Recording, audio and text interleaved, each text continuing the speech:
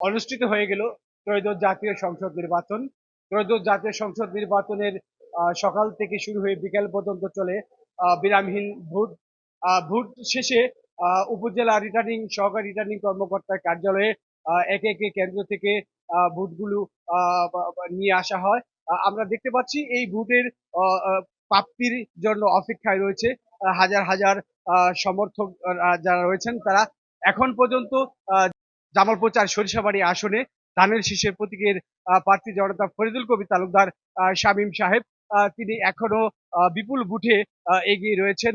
তার নিকটতম প্রতিদ্বন্দ্বী দাঁড়িপাল্লা তিনি তার নিজস্ব যে কেন্দ্র রয়েছেন সেখানে কিন্তু তিনি পরাজয় হয়েছে।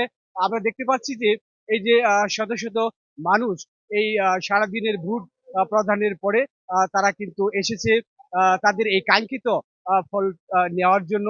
আমরা যদি দেখাই যে এই যে উপজেলা পরিষদ চত্বর যেখানে সহকারী রিটার্নিং কর্মকর্তার কার্যালয়, সেই সহকারী রিটার্নিং কর্মকর্তার কার্যালয়ে কিন্তু এখনো প্রায় হাজার হাজার আহ, সমর্থক তারা কিন্তু এই যে তাদের কাঙ্ক্ষিত ফল নিয়ে আসার জন্য পাওয়ার জন্য কিন্তু তারা এখানে অধীর আগ্রহে রয়েছে।